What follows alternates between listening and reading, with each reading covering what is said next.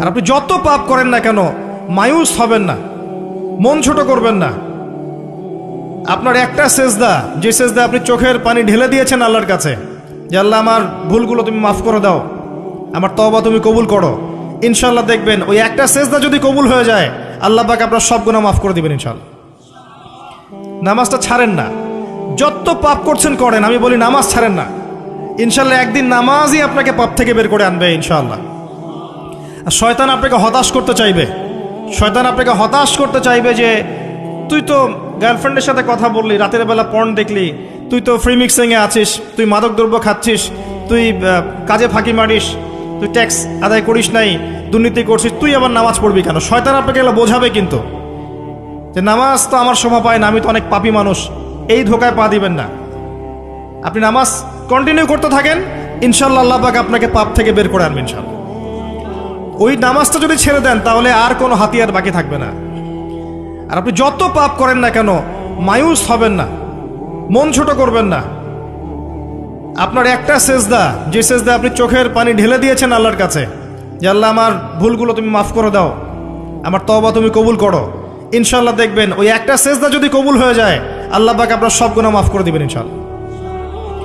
হতাশ হবেন না, শয়তান হতাশ করতে চাইবে মানুষকে, শয়তান মানুষকে হতাশ করতে চাইবে। এমনকি আপনার যদি পাহাড়ের পরিমাণ ঋণ থাকে, ওই ঋণ শোধ করার ব্যবস্থা আল্লাহ পাক করে দিবেন ইনশাআল্লাহ তাআলা। হতাশ হবেন না, নামাজ ছাড়েন না। আর আমি একটা কথা বারবার বলেছি, আবারও বলছি, যে চলমান যে 3G 4G নামাজগুলো চলছে এগুলো থেকে নিজেকে দূরে রাখবে। সব এখন ডিজিটাল, নামাজও ডিজিটাল। দেখা যায় যে 5 মিনিটের মধ্যে 4 রাকাত নামাজ শেষ, মাশাআল্লাহ।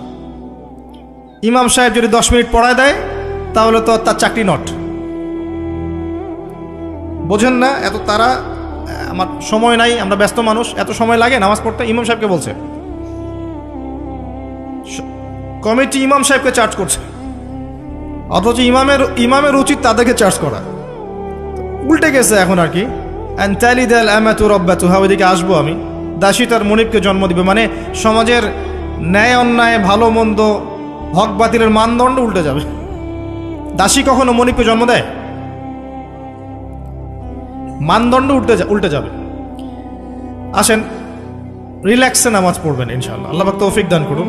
নামাজের মধ্যে যা পড়ছেন এটাকে বোঝার চেষ্টা করতে হবে অর্থটা, তখন দেখবেন নামাজে মনোযোগ বাড়বে ইনশাআল্লাহ। তার আগে অজুটাকে ভালো করে করবেন, তাড়াহুড়া করে অজু করবেন না, রিল্যাক্সে অজু করেন, অজুর অঙ্গগুলোকে সুন্দর করে ধন। অজু পরিষ্কার হয় না, এই জন্য নামাজে মনোযোগ থাকে না। আর একটা বদভ্যাস আমারও আছে, আপনাদের সবারও আছে আমি জানি, অজুতে আমরা যে পরিমাণ পানি খরচ করি, এই পরিমাণ পানি দিয়ে নবী সাল্লাল্লাহু আলাইহি ওয়াসাল্লাম গোসল করতেন। হ্যাঁ, আর আপনার মাথায় যত চুল আছে তার চেয়ে বেশি চুল ছিল নবী সাল্লাল্লাহু আলাইহি ওয়াসাল্লামের মাথায়। আপনার 2-3 জনের মাথায় যত চুল আছে তার চেয়ে বেশি চুল ছিল নবী সাল্লাল্লাহু আলাইহি ওয়াসাল্লামের মাথায়। তারপরেও তিনি অল্প পানি দিয়ে গোসল করে ফেলতেন। আর আমাদের দেখবেন যার ইমানের জোর যত বেশি, তার ট্যাপের স্পিড তত বেশি। মসজিদে যাবেন দেখবেন জোরে ট্যাপ ছেড়ে দিয়েছে, অজু করতেছে। একজন মানুষের গোসলের পানি দিয়ে একাই অজু করে ফেলে।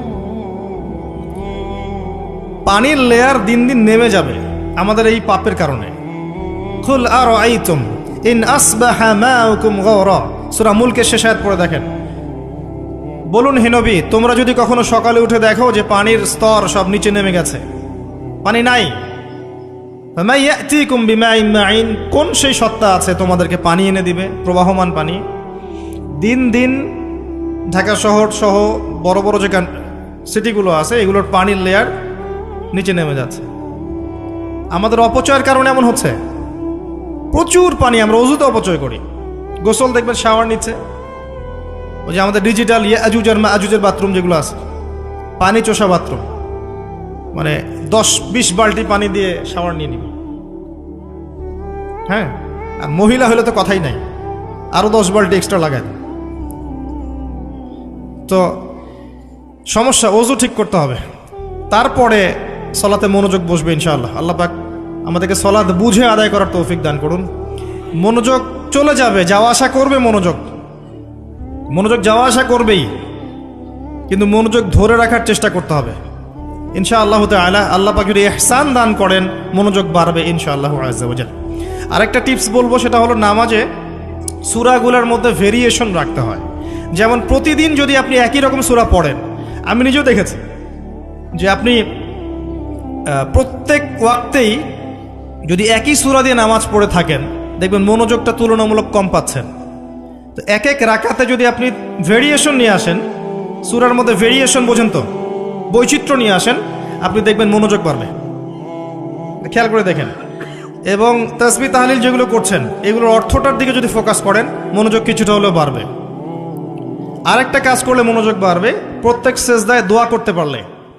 সেজদা করছেন, শুধু সুবহান রাব্বিয়াল আ'লা এতটুকু বলে উঠে যাবেন না, কমপক্ষে একটা দুটো দোয়া করেন, একটা দুটো দোয়া করেন সেজদায়। কারণ সেজদায় সবচেয়ে বেশি দোয়া কবুল হয়। আল্লাহ রাসূল সাল্লাল্লাহু আলাইহি ওয়াসাল্লাম বলেছেন, বান্দা সেজদায় আল্লাহর যত কাছে থাকে অন্য কোনোভাবে বান্দা এত কাছে আসতে পারবে না।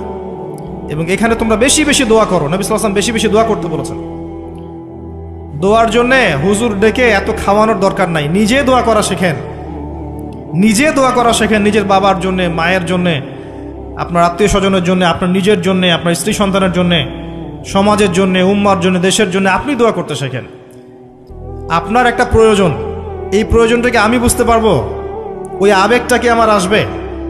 আপনার যেটা প্রয়োজন, আপনার আবেগ আপনার আসবে। আপনার সন্তান অসুস্থ, আমি কি বুঝবো সেই ফিলিংসটা কেমন? আপনি বুঝবেন সেই ফিলিংসটা কেমন। অতএব নিজে আল্লাহর সাথে সম্পর্ক করেন। আর আপনি নিজেকে এত ছোট কেন মনে করছেন? আপনিও আল্লাহর সেই বান্দা, যে বান্দা আমি, যে বান্দা আর 10 জন মানুষ। আল্লাহ পাক আপনাকেও ভালোবাসেন, আল্লাহ পাক অবশ্যই আপনাকে ভালোবাসেন।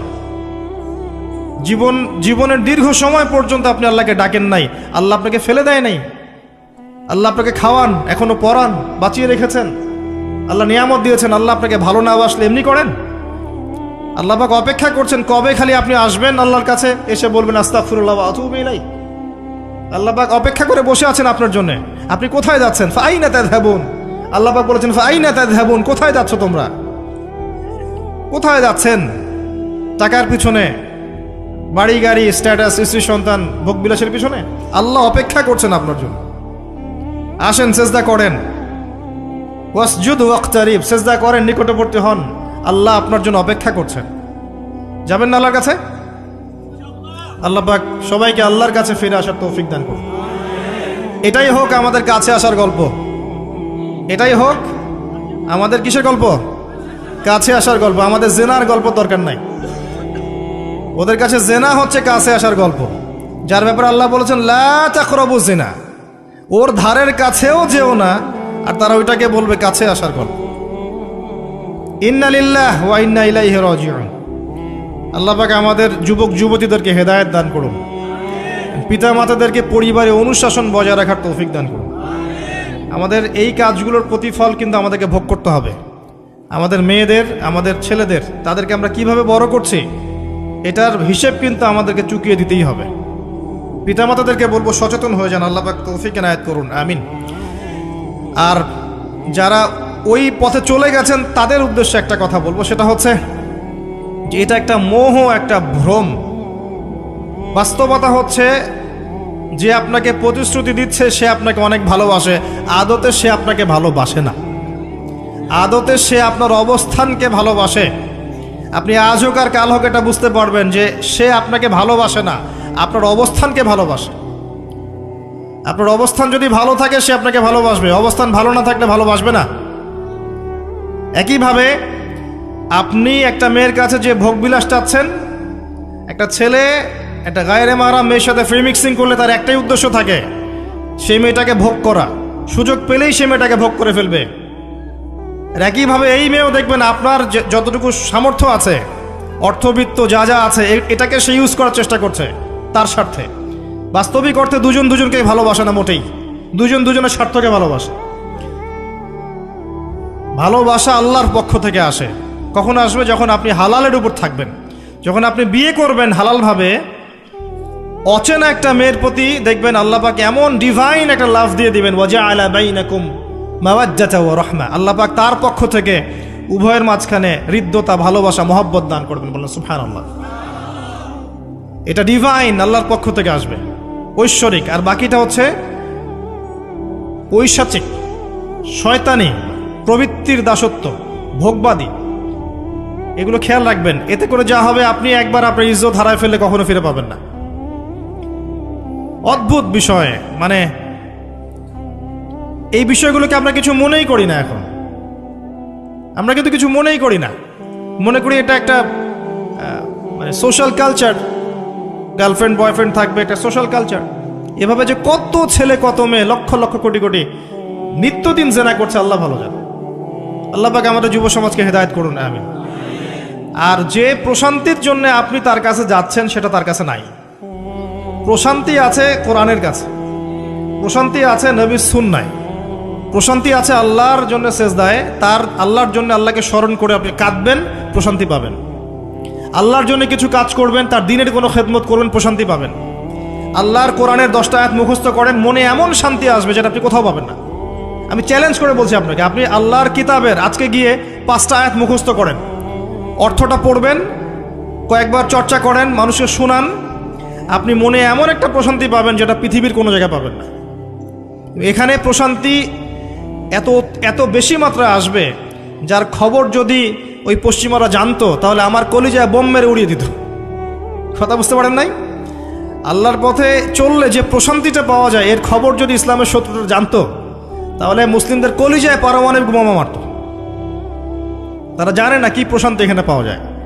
আপনি যে প্রশান্তির জন্য এখানে যাচ্ছেন, এটা ওখানে নাই। কোরআনের কাছে আছে, সেজদায় আছে, নামাজে আছে, তাহাজ্জুদে আছে, আল্লাহর জিকিরে আছে। আর নেককার স্ত্রীর কাছে আপনি প্রশান্তি পাবেন। এটা আল্লাহ আপনাকে গিফট দিয়েছেন। আদম আলাইহিস সালামকে আল্লাহ পাক দিয়েছেন না? তার একাকী বোধ হচ্ছিল জান্নাতে, আল্লাহ পাক সঙ্গিনী সৃষ্টি করেছেন। এখানে আপনি প্রশান্তি পাবেন, বাকিগুলো প্রশান্তির উৎস নয়। পরে দেখা যাবে ওখানে ছ্যাঁকা খেয়েছে, খেয়ে তারপরে মাদক সেবন করবে, তারপরে মিউজিকের কাছে যাবে, তারপরে দেখবেন যে পতিতালয়ে যাচ্ছে, তারপরে অহেতুক গুন্ডামি করবে, জীবনটা উচ্ছৃঙ্খল হয়ে গেল। কেউ কেউ আত্মহত্যাও করবে, কারণ হচ্ছে ওই যে শুরুতে একটা মেয়ের সাথে প্রেম করে ছ্যাঁকা খেয়েছে, ওখানে প্রশান্তি খুঁজেছে, শয়তান এদেরকে নিয়ে খেলেছে, এক পর্যায়ে দুজনের জীবন নষ্ট করে ফেলে দিল। আদতে কি হলো? মুসলিম উম্মাহ থেকে 2টা নক্ষত্র ঝরে গেল। হয়তো ওই যুবককে দিয়ে দিনের কোনো খেদমত হতো, এখন আর হলো না। হয়তো ওই যুবক তার যৌবনকালটা ইবাদত করে কাটাতে পারতো, আরও সে ছায়া পেত, আর পেল না। শয়তান সাকসিড, শয়তান জিতে গেল। এ হচ্ছে বাস্তবতা। বাস্তবতা বোঝেন, আল্লাহর কাছে ফিরে আসেন, আল্লাহ আপনার অপেক্ষা করছেন। আসবেন না আল্লাহর কাছে? এটাই হোক আল্লাহর কাছে আমাদের কাছে আসার গল্প। আল্লাহ পাক আমাদেরকে তৌফিক দান করুন, আল্লাহুম্মা আমিন।